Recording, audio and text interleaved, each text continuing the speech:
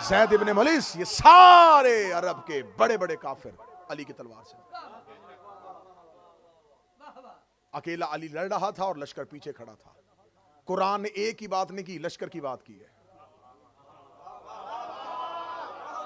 جو جڑے ہوئے مجلس کے ساتھ وہ بولنا.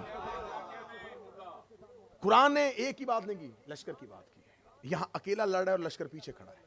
اس کا مطلب کأنہم بنیان مرصوصہ، لشکر میں نہیں.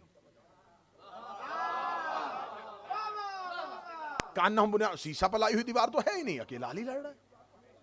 اسلام کی دوسری جنگ، کیونکہ میرے پاس وقت نہیں ہے ورنہ میں ایک ایک جنگ کا ایسا منظر دکھاتا کہ کیا کیا ہو رہا تھا اس میدان جنگ میں. دوسری جنگ ہوئی، دوسری جنگ جنگ احد. اب کفار دوبارہ مکمل طاقت کے ساتھ آ گئے.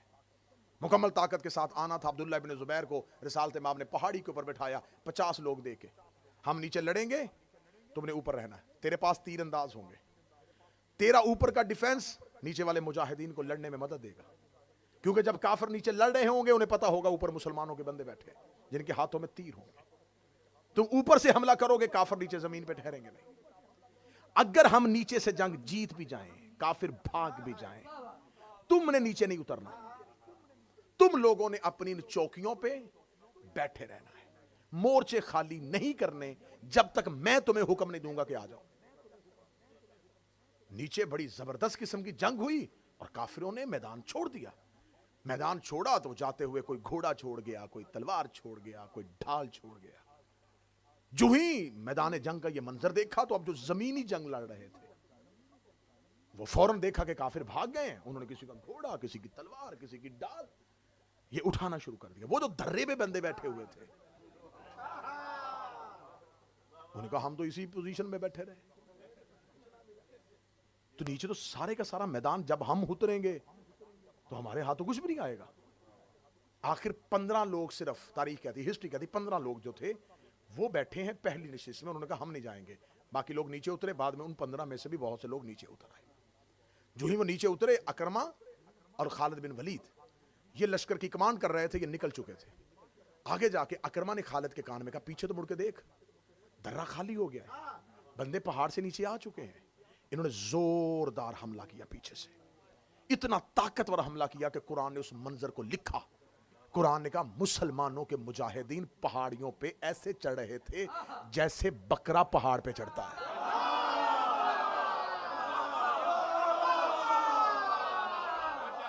اکیلے امیر المومنین اور امیر المومنین، مجھے جنگیں پڑھنا مقصد نہیں ہے، صرف کأنہم بنیان مرصوصہ ہے. اکیلے امیر المومنین نے پوری جرت کے ساتھ، پوری طاقت کے ساتھ، پوری جوان مردی کے ساتھ، یہ وہ جنگ تھی جس میں رسالت مآب کا دندان مبارک زخمی ہوا تھا، ٹوٹا نہیں تھا. ممبر سے اگر کوئی پڑھے تو محتاط رہیے گا، رسول کا دان ٹوٹا نہیں تھا، زخمی ہوا. ٹوٹنا عیب ہے.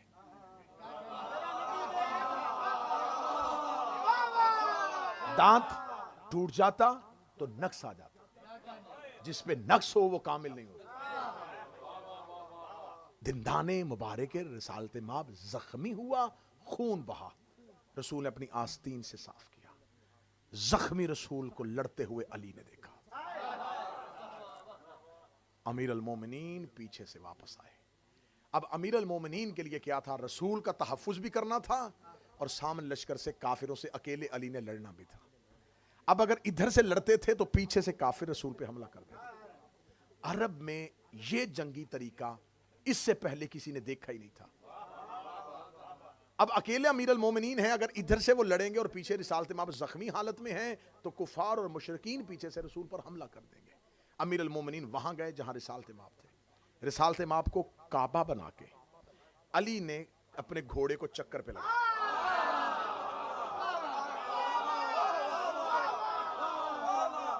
امیر المومنین رسالت مآب کو کعبہ بنا دیا اور اپنے گھوڑے کو چکر پہ لگا دیا. چکر پہ لگا کے علی نے چھوٹے چکر سے چکر شروع کیا ہے، بالکل نبی کے قریب سے تحفظ شروع کیا ہے. چکر پھیلتا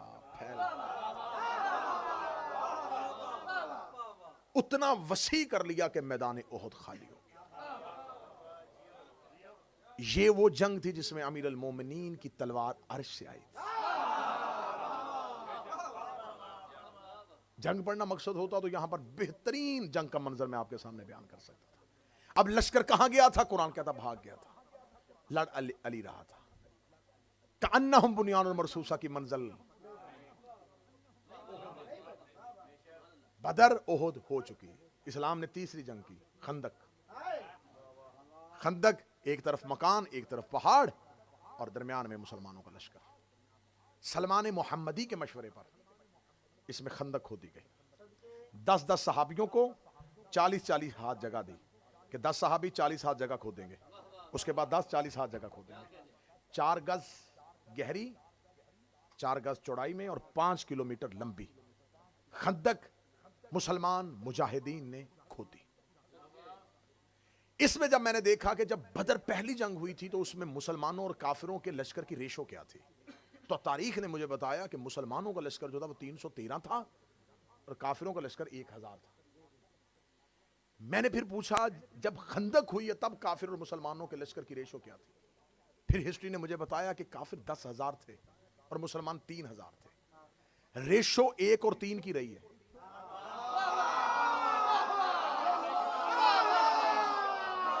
ریشو تبدیل نہیں ہوئی، 1 3. اب میں نے سوچا، میری عقل، آپ کیونکہ آپ زیادہ سمجھدار ہیں مجھ سے، بہت زیادہ سمجھدار ہیں، تو آپ مجھے زیادہ عقلی طریقے سے اس پہ قائل کر سکیں گے. میری سمجھ میں تو ابھی تک یہ نہیں آ رہا کہ جب رسالت مآب نے پہلی جنگ لڑی تب بھی مسلمان 1 حصہ تھے، کافر 3 حصہ زیادہ تھے، خندق میں بھی زیادہ تھے. رسالت مآب نے بدر میں خندق نہیں کھودی، احد میں خندق نہیں کھودی. بھائی خندق تو اس لیے کھودی جاتی ہے، زیادہ لوگ ہیں تو بچنا ہے، تحفظ کرنا ہے. تو خندق اس لیے کھودی تھی رسالت مآب نے، جو ہسٹری ہمیں بتا رہی ہے کہ کافر بہت زیادہ آ گئے تھے. میں نے کہا سوچ رہا خندق میں زیادہ آ گئے ہوں، احد میں کم آئے. احد میں بھی اتنے ہی تھے، بدر میں بھی اتنے ہی تھے. تو میں نے کہا کافر تو ہر جنگ میں زیادہ رہے ہیں. بدر میں خندق نہیں کھودی، احد میں خندق نہیں کھودی. بعد میں پتا چلا تحقیق کرنے سے خندق کافروں کے لیے نہیں کھودی تھی.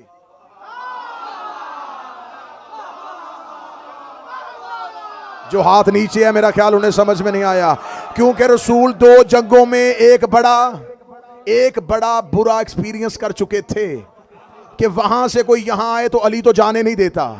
لیکن یہاں والے بدر میں بھی چلے گئے تھے، یہاں والے احد میں بھی چلے گئے تھے.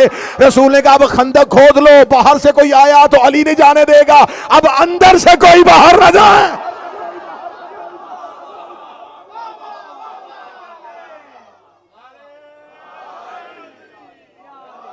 باہر سے کوئی آ گیا تو وہ علی نہیں چھوڑے گا. اب اندر والوں کا کیا کریں بھائی؟ ان کو روکنا کہ یہ نہ جائے، جن کو روکنا تھا انہی سے کھدوائی. یہاں میرا جملہ نہیں ہے، یہ جملہ ہے قبلہ اظہر زیدی صاحب کا. میں انہی کا جملہ انہی کے نام سے کہوں گا تاکہ قبلہ کی روح کو اسال ہو جائے. انہوں نے کہا کسی تنگ دل کی تنگ خندق کھودی ہوئی سے امر آ گیا.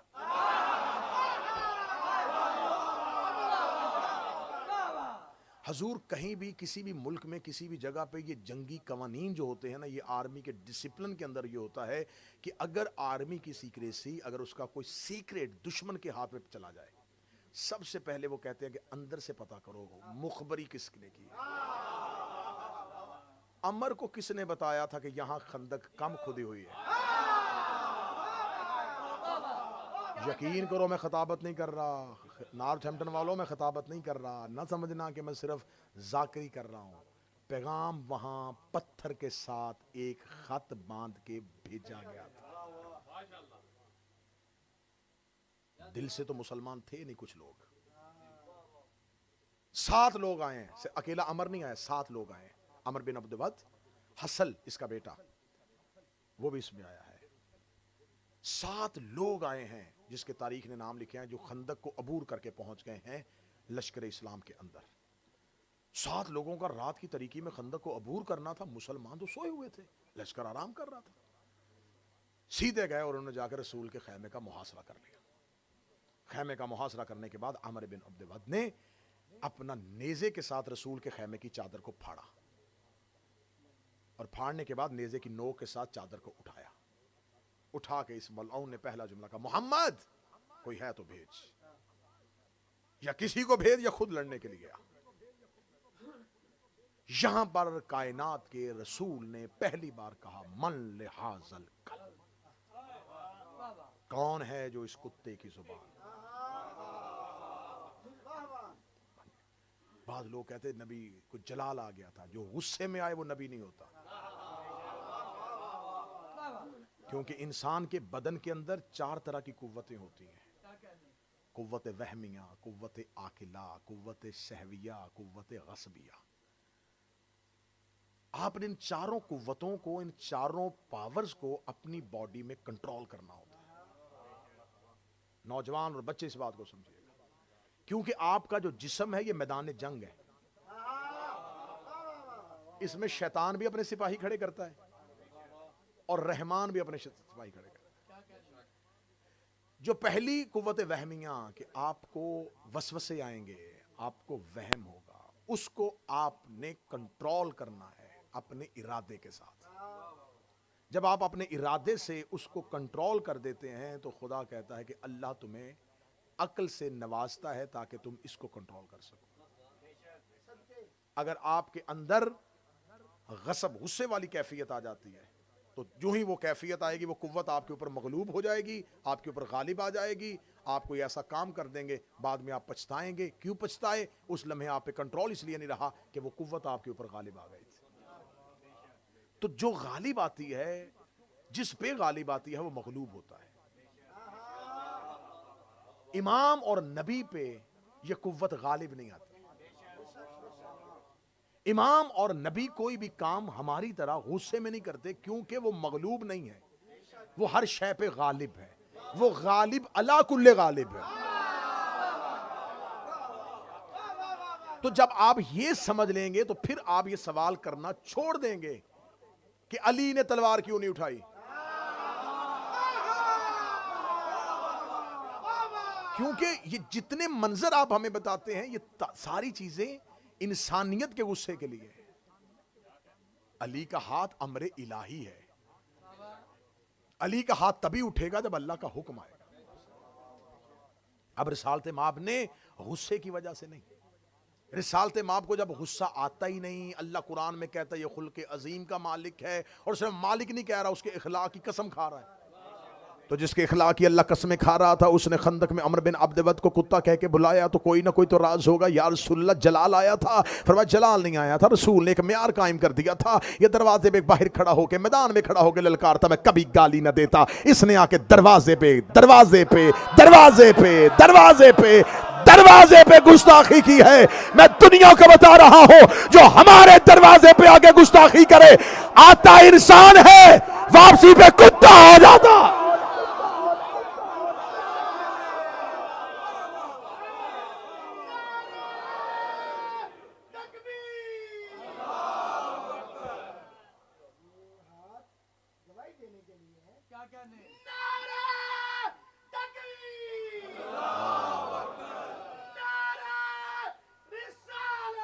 یا رسول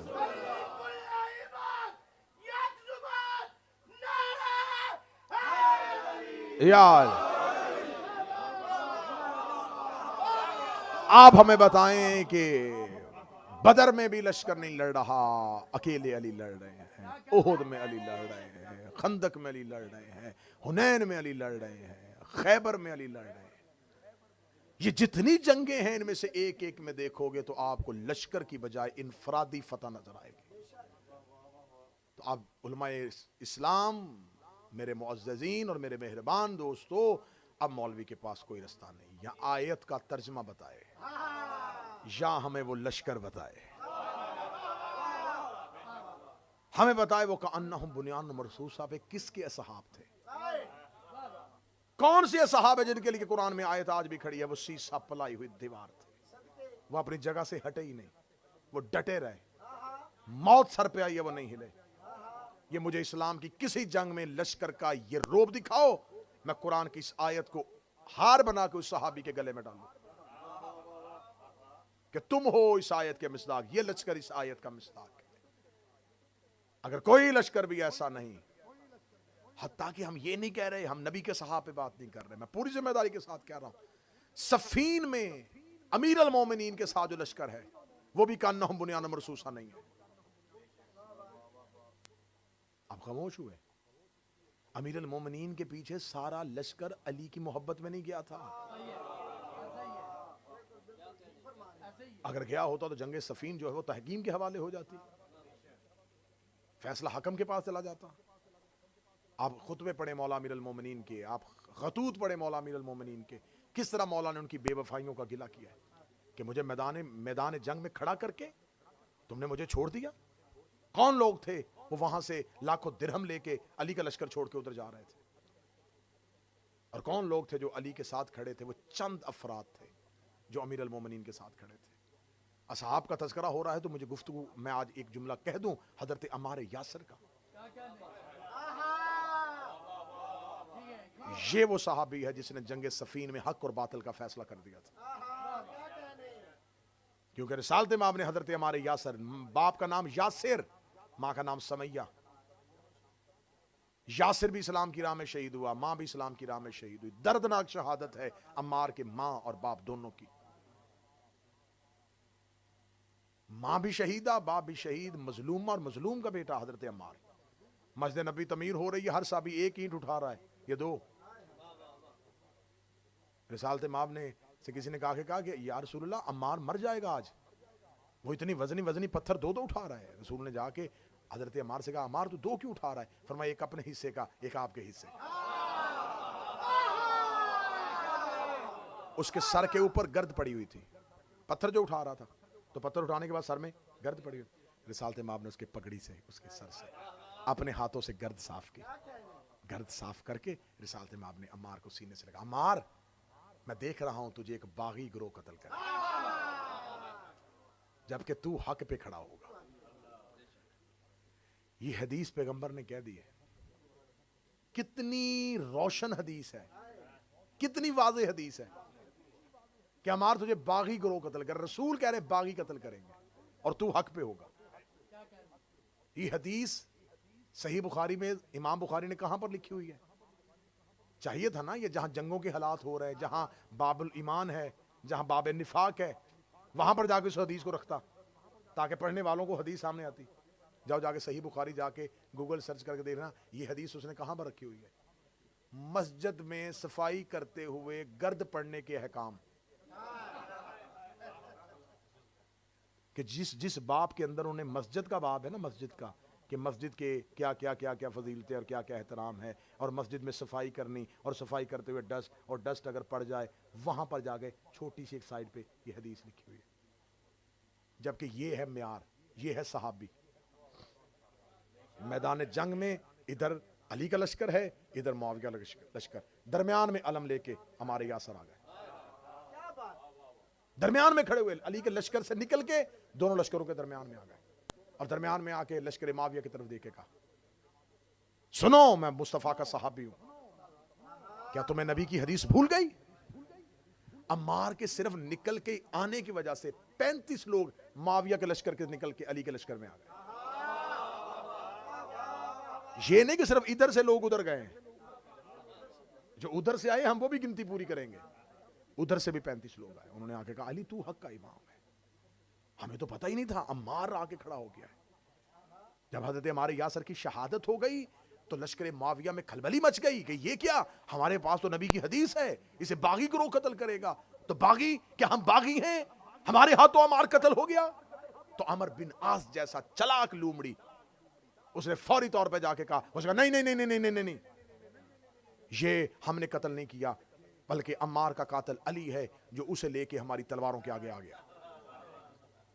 دیکھو علی کا مقابلہ کس دور کے کس لوگوں کے ساتھ ہے. اس نے کہا یہ تو وہ علی قاتل ہے, نہ علی لے کے آتا نہ عمار ہماری تلواروں سے قتل ہوتا. انہوں نے کہا ہاں ہاں ہاں ہاں ہم نے تو نہیں نہ قتل کیا, کیونکہ جس نے گناہ کیا ہو نا وہ تو اتنی جلدی بہانے پہ مان جاتا ہے.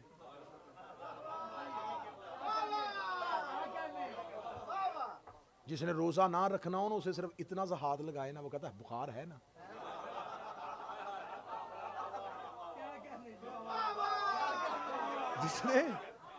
جس نے کوئی چیز چھوڑنی ہے وہ تو بہانہ ڈھونڈتا ہے بھائی.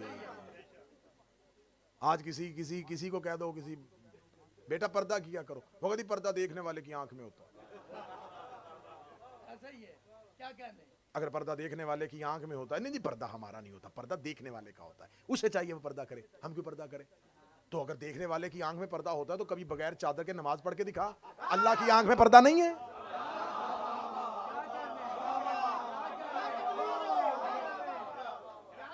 اللہ کی آنکھ میں پردہ نہیں تو بغیر چادر کے نماز پڑھ۔ پردہ چہرے کا ہوتا ہے۔ اہل بیت کی حلال کی ہوئی چیز کو اگر اطاعت نہیں کر سکتے تو اسے حرام بھی نہیں کر سکتے، اور ان کی حرام کی ہوئی چیز سے اگر منع نہیں ہو سکتے تو اسے حلال بھی نہیں کر سکتے۔ میں بہت سے ایسے لوگوں کو تبلیغ کرتے ہوئے میں نے کہا کہ یار تم پتہ چلا ہے تم امام حسین کی محبت کرتے ہو، شراب پیتے ہو۔ وہ کہتے جی ہمیں نشہ ہی نہیں ہوتا۔ ہاں، کتنی بدبختی ہے، اسلام نے نشہ حرام کیا ہے، ہمیں ہوتا ہی نہیں۔ تو پھر یا کچھ لوگ کہتے ہیں نہیں ہم بطور دوا استعمال کرتے ہیں، دوا میں شفا ہوتی ہے، جسے اہل بیت حرام کر دے اس میں شفا نہیں ہوتی۔